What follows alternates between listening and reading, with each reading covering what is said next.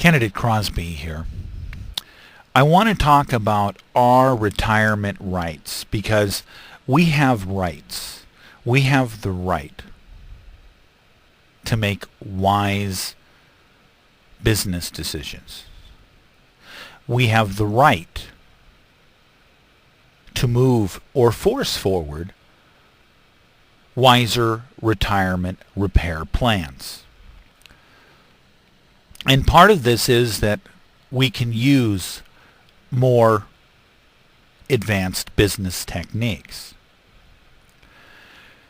And I'm very committed to this because there's a lot of people out there that seem to have lots of other philosophies, and it seems to me that some people seem to have a philosophy that when it comes to government and our retirement funds that we're not entitled to make a profit.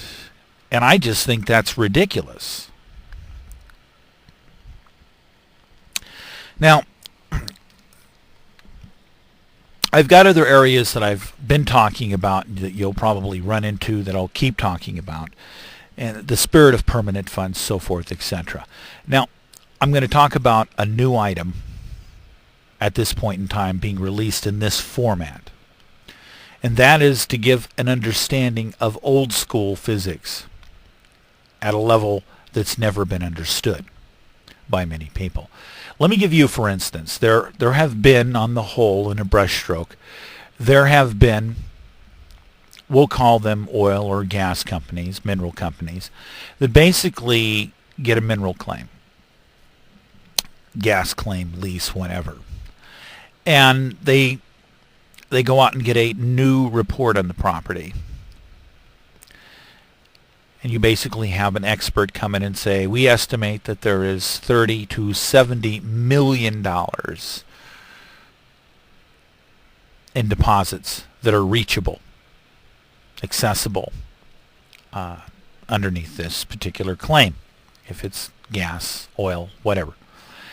Then they'll turn around and they'll realize that, well, it only cost us $10,000 to go ahead and get that claim. And they'll go ahead and they'll dig a well, an exploratory well, for maybe $30,000 to $100,000, depending on the size.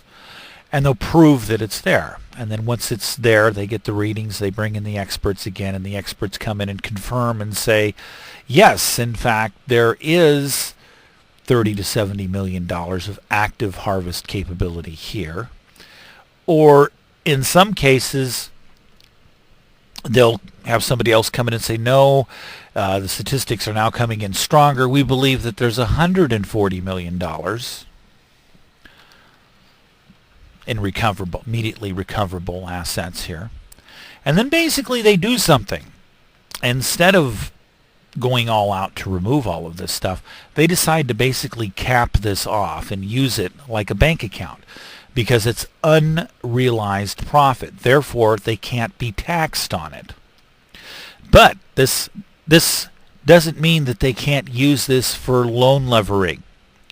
So what in turn they would do is, here they only have a $100,000 investment, and they've got paperwork now done by experts that say that they're sitting on $140 million. So they go to a factorer. That's basically, they're going to go borrow money against it. These are loan physics.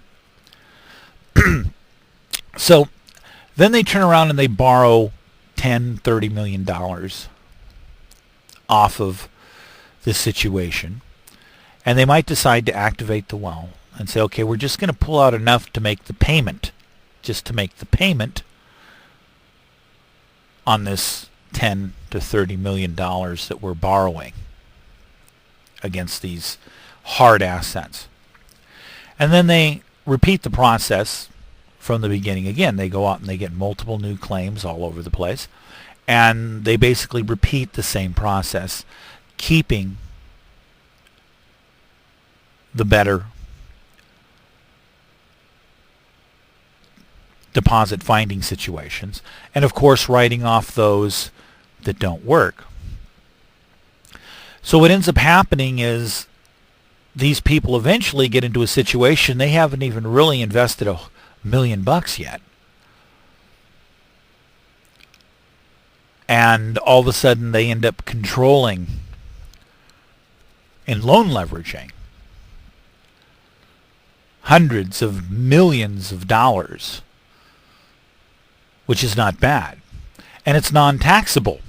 The way they're managing the system, it's non-taxable. So quite an investment when you think about the initial investment, and then loan levering comes into effect, bringing in new capital for them to work with.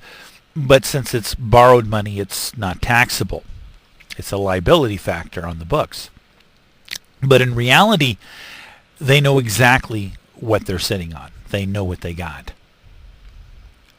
So you can actually have companies that have start out with under $1 million in assets or liquid cash, in just a year or two all of a sudden be approaching being worth $1 billion in hard holdings. And I want people to understand what I just talked about, because this is some old school physics that have been used by companies for a very long time, more than 100 years in some instances. So some people would consider this a wise way of managing assets, because they're actually working with a solid asset. Those minerals are real. That gas, that oil is real. It's there. You can split the hairs and argue what the true percentages might be and whether they're cooking the books, whether they got somebody to write down something on the report that wasn't quite accurate. But nonetheless, overall, we're talking about 30% is there, which means now all of a sudden they're reporting that they control over $700 million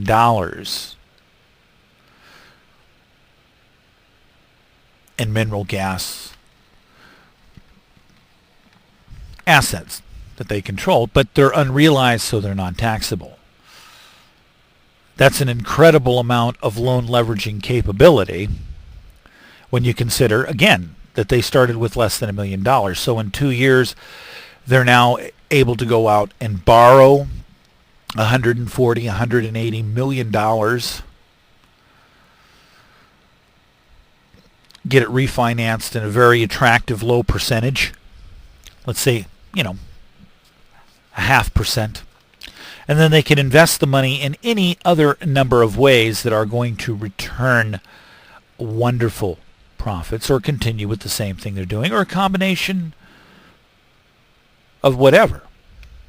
And I just want people to understand the reality of these types of strategies, and understand that there's lots of wise strategies that can be used that can legitimately, with solid assets that are actually different than what I've just said, but still yield 180, 200% profit in 6 months to a year. So it's our right. My point is, it's our right to not have people order us to be stupid about how we manage our retirement money. My name is Michael Crosby. I'm a candidate running for office, California. Thank you very much.